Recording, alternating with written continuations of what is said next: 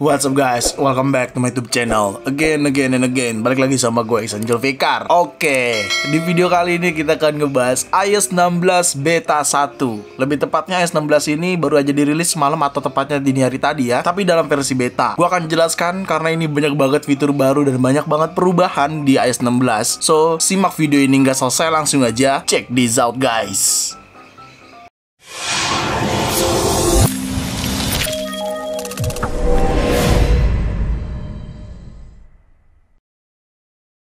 Ya, tepatnya semalam atau dini hari tadi Apple resmi merilis iOS 16, tapi dalam versi beta terlebih dahulu ya. Disclaimer dulu, ini versi beta, tidak digunakan untuk daily driver kalian, karena ini developer beta. Tetapi kalau kalian tetap mau cobain, ya resiko kalian tanggung sendiri ya. Mulai dari data ataupun bug dan lain sebagainya ya. Ya, Apple semalam merilis iOS 16 di eventnya Worldwide Developer Conference atau WWDC 2022. Tapi tidak hanya iOS 16 saja, adanya iPadOS 16, watchOS 9, tvOS 16 dan macOS Ventura. Dan kalau untuk versi betanya atau developer beta sudah bisa dicoba sekarang. Kalau untuk public betanya di bulan Juli. Tetapi ingat, tetap masih beta. Meskipun itu udah versi public, tetapi versi betanya. Lalu versi resminya kapan bang? Nah, resminya itu kemungkinan nanti di akhir tahun di bulan September biasanya, berbarengan dengan device produk Apple baru atau iPhone Next Generation. Seperti itu cuy. Di awal gue kasih terlebih dahulu, ini dia adalah iOS 16 Compatibility Device atau iOS 16 support untuk device apa aja, start dari iPhone 8 hingga paling terbaru.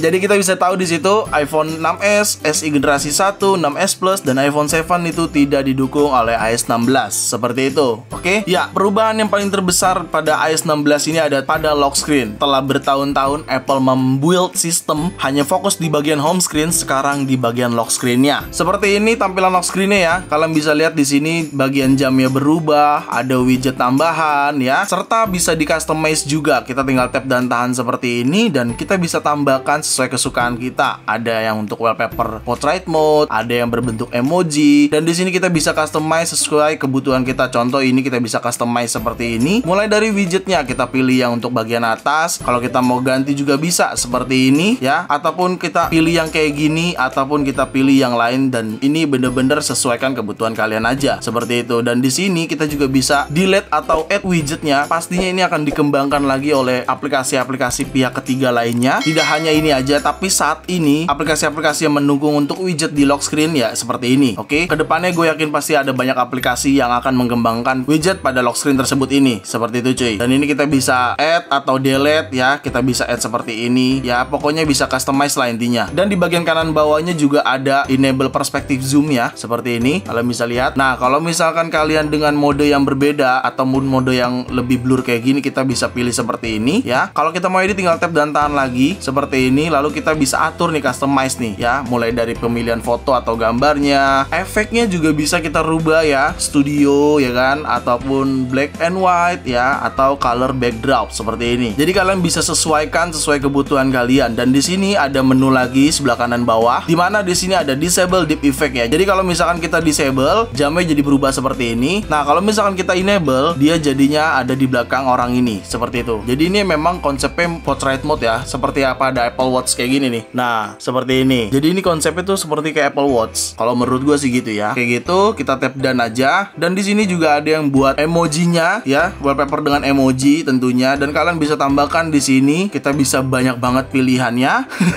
Banyak banget, sagis foto juga ada ya. Kalian bisa pilih sesuai kesukaan kalian. Kalian dibebaskan untuk mengcustomize si lock screen tersebut ini. Seperti itu cuy. Ya, di bagian sini juga ada mau weather, color gitu ya. Gue rasa kedepannya pasti akan seru banget ya untuk seperti ini nih. Kita ganti-ganti color ya tentunya. Kita bisa gonta-ganti nih warnanya kayak gini tuh, sesuai kesukaan kita seperti ini. Jadi kita nggak akan bosen dengan tampilan lock screen kita seperti itu cuy. Dan kalau gue lihat lock screen ini nih, ini persis sekali sama dengan aplikasi pada watch di Apple Watch ya. Jadi kalau teman-teman yang menggunakan Apple Watch biasanya paham langsung nih. Kita cek aja langsung ya. Kalau misalkan kita ke aplikasi watch pada Apple Watch, di bagian sini kalau misalnya kita kita pilih Face Gallery. Nah, tuh sama aja, cuman versinya tadi tuh versi iPhone, kalau ini versi Apple Watch. Gue rasa sama banget, persis banget ngambil atau terinspirasi dari aplikasi Watch ini. Menurut gue sih gitu ya. Oke, ya lalu selanjutnya adalah bagian notification. Nah, notification ini diredesign sama Apple ya. Jadi kalau kita lock seperti ini, kita tap, notifikasinya kemana? Ada, tapi di bawah sini kita tinggal naikin. Nice, kayak gitu. Jadi ini tuh sebenarnya ada 3 ketentuan ya, 3 ketentuan display lebih tepatnya. Yang pertama count, stack, lalu list. Kalau count itu ya udah dia cuma di bawah, tapi di bawahnya ini nanti dikasih informasi ada berapa notifikasi, kayak gitu. Kalau misalkan stack, dia nanti akan numpuk di sini, jadi akan berbentuk seperti ini contohnya nih. Nah, dia akan kayak gini aja nih. Nah, dia akan kayak gini nih. Gue contohin ya, kalau ada notifikasi dia jadinya kayak gini. Ini stack nih, seperti ini stack ya. Lalu kalau list dia akan jadi seperti ini aja. Kalau list seperti ini, tapi dalam mode di bawah doang. Jadi listnya tuh kayak gini nih. Nah, seperti ini aja. Ini kalau kayak gini list nih. Gue lagi nggak ada notif, jadi gue contohinnya seperti ini ya. Kalau list kayak gini. Konfigurasi tersebut adanya di mana? Konfigurasi tersebut adanya di bagian setting ya. Kita ke setting aja langsung di sini. Lalu kita ke bagian notification. Nah, di sini ada display as ya. Ada count, ada stack, ada list. Seperti itu. Dan ini 3 ini berpengaruh dengan tampilan lock screen kalian. Oke. Dan gue rasa ini sangat informatif banget ya. Lock screennya sekarang nggak mengganggu banget. Kita bisa taruh bawah kayak gini. Jadi ya nice, good job Apple menurut gue sih. Oke. Lalu selanjutnya ada pada fitur fokus. Nah, fitur fokus sebenarnya kalau misalkan di bagian lock screen sebenarnya kita juga bisa ganti-ganti atau mengcustomize atau mengkonfigurasi fitur fokus seperti ini ya. Di bagian lock screen juga ada link fokusnya. Misalkan link fokusnya kita mau kemana, ke personal kah, ke konten kah, terserah sesuai kebutuhan kita, dan kita bisa pilih ke fokus setting. Menurut gua fokus ini lebih diinformatifkan lagi, lebih diperbarui lagi oleh Apple. Kalian bisa lihat di sini ya, kita bisa pilih lock screen dan bisa pilih home screen-nya yang mana. Nice banget. Jadi lu bisa fokus lu lagi ingin mengerjakan apa di iPhone lu, seperti itu. Jadi untuk lock screen dan home screen bisa terpisah. Dan tentunya ada focus filter juga ya. Ya, focus filter ini adalah yang didemokan oleh Apple di event semalam sih. Jadi kita bisa add filternya. Contoh misalkan Safari ya, kalian ingin buka tab grup open apa aja. Jadi kalau ketika kalian aktifkan mode fokus tersebut, kira-kira di Safari kalian akan ngebuka grup tabnya itu untuk yang mana. Misalkan gini, gua ada tab konten. Nah, dia akan fokus kepada tab grup yang akan di open, yaitu yang gue udah tentukan tab konten ini, seperti itu. Dan kita bisa pilih ke iMessage juga di sini, dimana kita bisa filter by people list kayak gitu. Lalu adanya dark mode ya, kita bisa enable turn on dan turn off. Dan adanya low power mode juga bisa mengikuti, dan tentunya email juga ya. Kita bisa fokus ketika kita mengaktifkan mode fokus tersebut, kita ini menggunakan email yang mana, dan ini kita bisa pilih di sini. Oke, sengaja nggak gua tap karena pilihannya email gua, sedikit privacy cuy.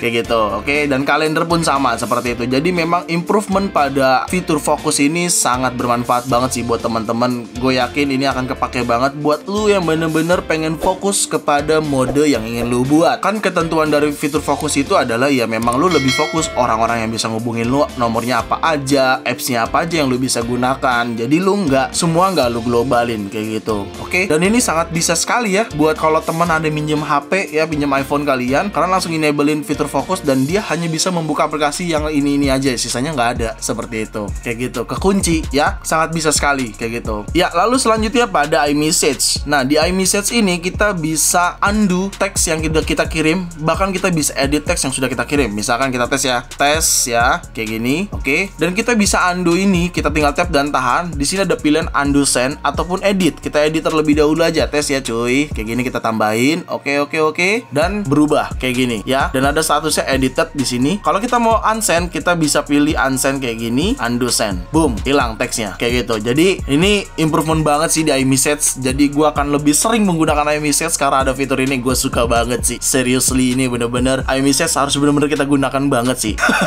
Dan yang paling gue suka di mode keyboardnya sekarang, di mode keyboard nih ada sentuhan haptic. Ini asik banget. Jadi kalau lu ngetik tuh, gue nggak bisa nunjukin sih karena ini getarnya berasa di tangan gue aja. Jadi tuh kayak ada getar gitu loh tuh. Ada getar deg gitu. Menggunakan fitur haptic ya. Adanya di mana konfigurasinya ada di bagian setting. Jadi kalau kalian pergi ke bagian setting, lalu kalian pergi ke sound and haptic di sini. Nah, di bagian bawah sini ada keyboard feedback. Nah, sound and haptic ya. Kalian bisa enable terlebih dahulu yang haptic dan sound ya. Terserah sih, kalau sound kalian nggak mau pakai nggak apa-apa. Tapi haptic ini baru ya. Jadi kalau kalian ngetik tuh enak banget, ada rasa feels hapticnya. Gue nggak bisa nunjukin karena cuma bisa dirasain. Asik.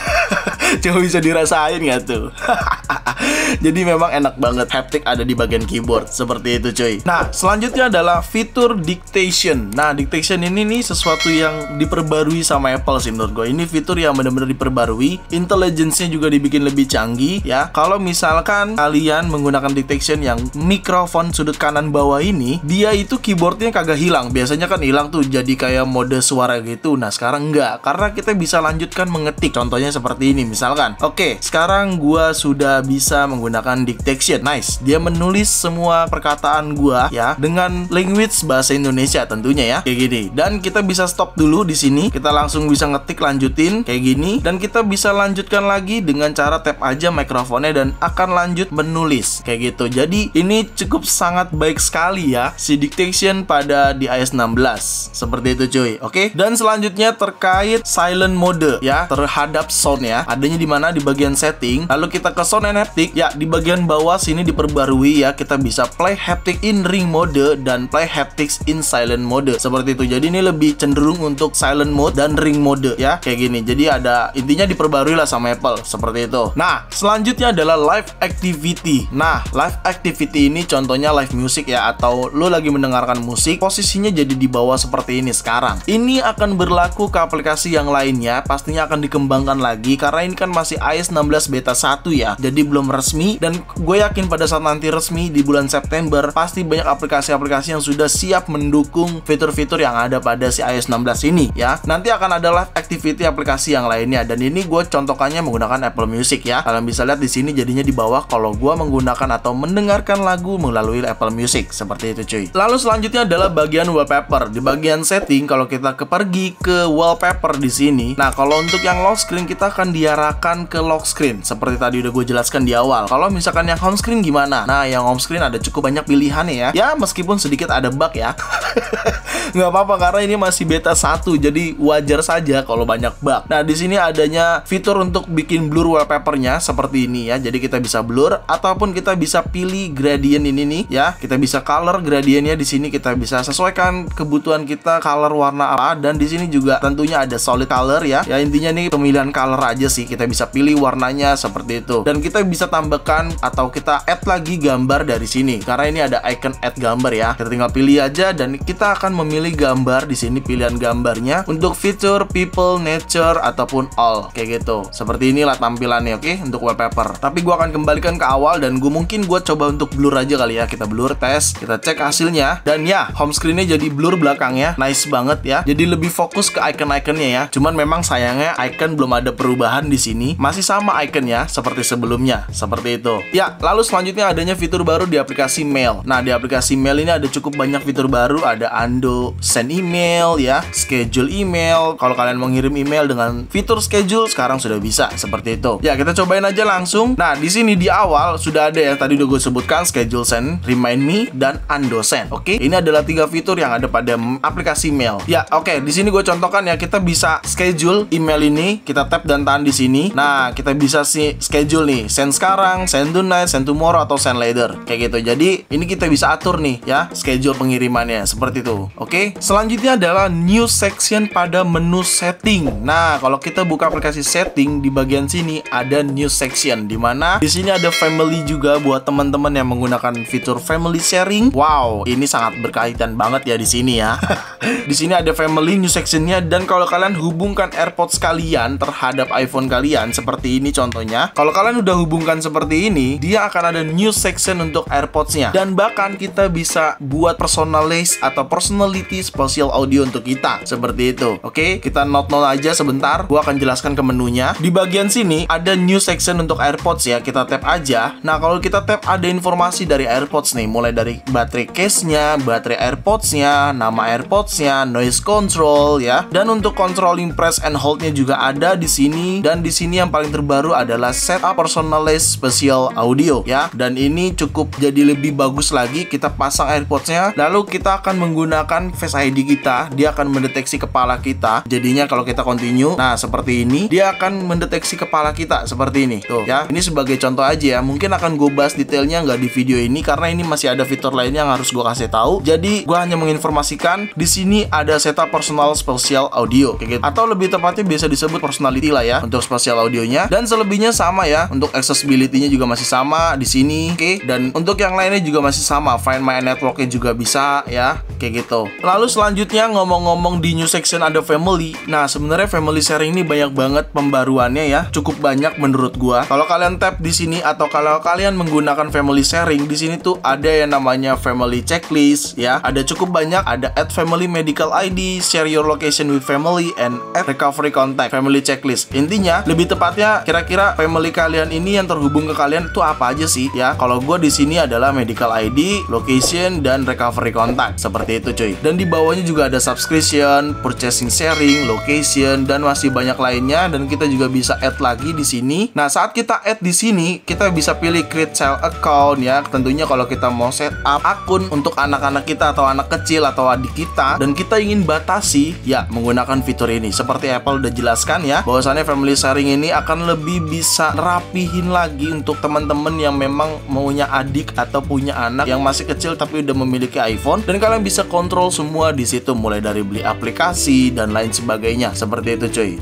Oke, fitur selanjutnya adalah aplikasi foto. Nah, di aplikasi foto ini juga cukup banyak ya. Mulai yang paling besar yaitu iCloud Share Photo Library tentunya. Tetapi bukan hanya itu aja. Oke, berdasarkan catatan gua di sini, kalau misalkan ada foto-foto yang ada objeknya, itu bisa kita langsung tap objek tersebut dan kita bisa pindahkan objek tersebut. Kita contohkan aja di sini kali ya. Kita tes aja. Nah, ini ada objeknya, kita tap dan tahan seperti ini. Nice, objeknya bisa pindah. Oke, kalian bisa lihat.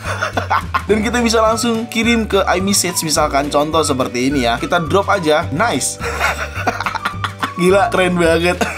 Jadi kalau misalkan foto yang ada objeknya, kita bisa langsung tap objek tersebut dan kita bisa pindahkan. Seperti kalian bisa lihat di sini ya. Kalian bisa lihat, kita bisa langsung tap dan tahan di objeknya dan akan langsung bisa kita copy atau kita pindahkan seperti ini. Oke, nice banget sih iOS 16 ini. Wow.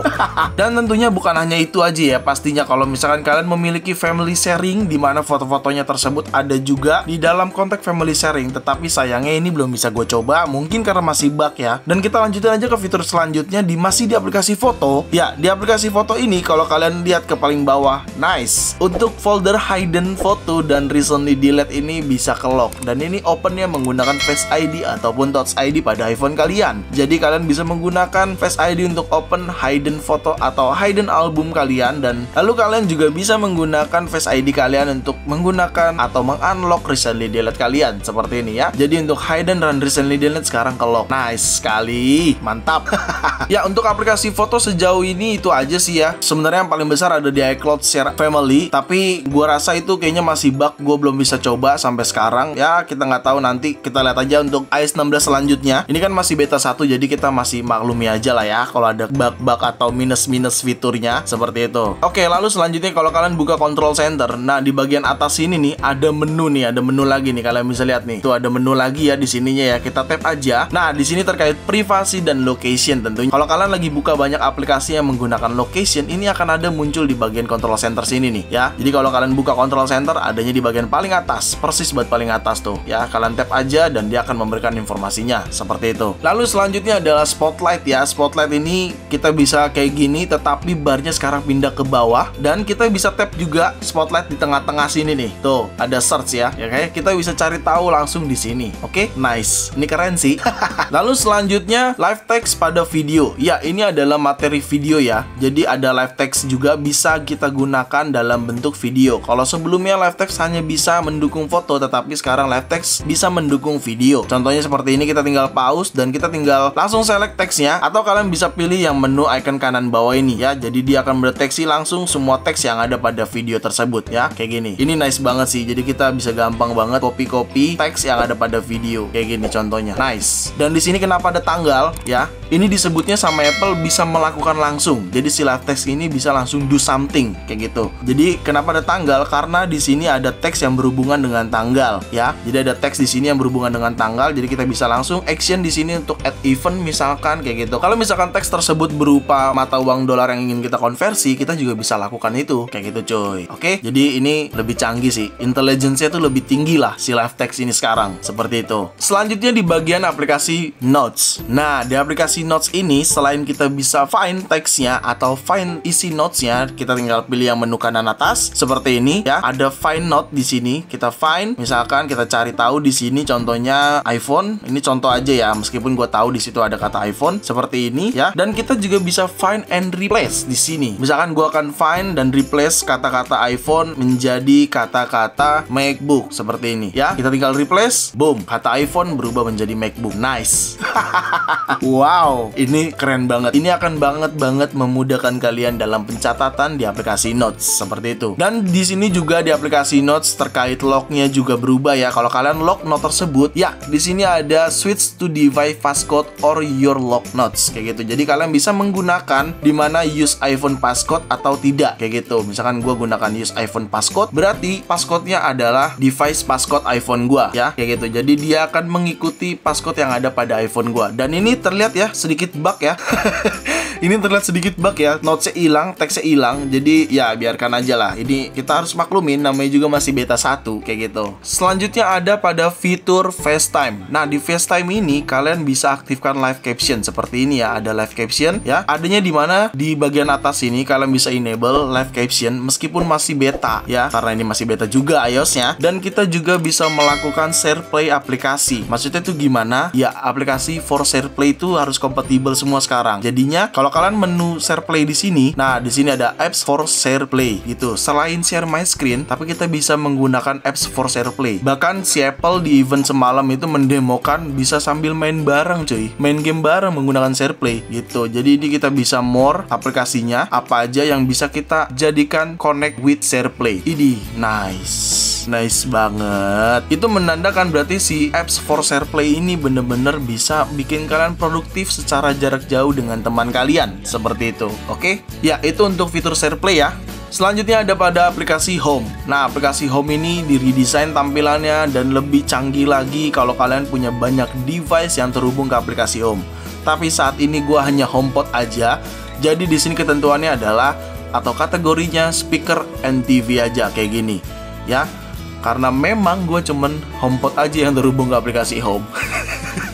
Padahal ini bisa lebih canggih lagi, bisa lebih powerful lagi kalau gue dikelilingi dengan barang-barang yang memang sudah support dengan kompatibel pada aplikasi Home di iPhone ini. Jadi gue hanya ingin menginformasikan kalian aja kalau ada perubahan juga di aplikasi Home. Oke? Lalu selanjutnya ada fitur safety check atau safety check ya, lebih tepatnya di bagian setting. Lalu kita ke privasi di sini, privacy and security. Ya di bagian bawah adanya safety check di sini ya. Ini cukup sangat ngebantu banget terkait data-data kalian, mulai dari emergency reset, manage sharing and access ya. Mungkin ini akan detailnya akan gue bahas di next konten aja karena takut nggak cukup juga durasinya ya. Ini akan harus gue matengin dulu biar kalian lebih paham lagi seperti itu. Oke? Ya, lalu selanjutnya pada aplikasi Health. Nah, di sini udah ada informasinya nih, improve pada health and activity ya. Mulai dari ECG juga ada improvement algorithm dan heart relate ya, cycle tracking, headphone audio, activity dan lain sebagainya ya. Tapi yang paling ingin gue share di sini adalah bagian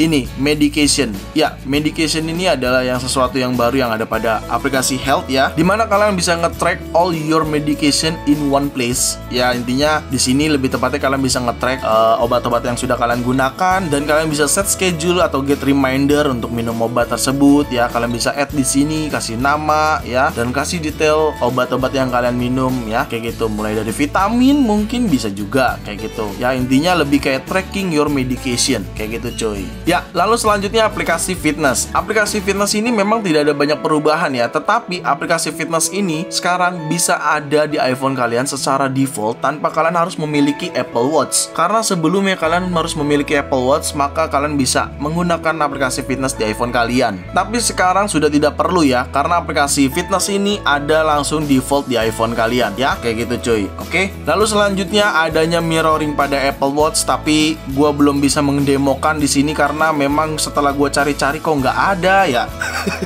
Atau mungkin Apple Watch gue belum support atau gimana, atau karena mungkin Apple Watch gue belum watchOS 9 bisa jadi ya. Harusnya di sini ada fitur namanya mirroring Apple Watch. Jadi kita bisa mengatur Apple Watch menggunakan iPhone kayak gitu cuy. Dan selanjutnya yaitu sound recognition. Sound recognition ini cukup banyak ya, ada pembaruan juga dan kita bisa customize sound recognition yang ada pada di sini di sound recognition sekarang kayak gitu. Jadi ini kita bisa customize ya, sesuai kesukaan kalian dan sesuai kebutuhan kalian, seperti itu cuy. Oke, dan semua udah gue jelasin fitur-fitur compatibility device ya buat semuanya. Semoga sangat-sangat lengkap di video ini, dan gue rasa buat teman-teman akan ngebantu dengan adanya video ini. So segitu aja video gue kali ini, semoga bermanfaat buat kalian, dan jangan lupa kalian like video ini, share video ini ke sosial media kalian, ke grup WhatsApp, grup TikTok, grup apapun, kalian share aja sebanyak-banyaknya, dan pastikan kalian mendukung channel ini dengan cara mensubscribe channel ini. So see you next video, bye bye.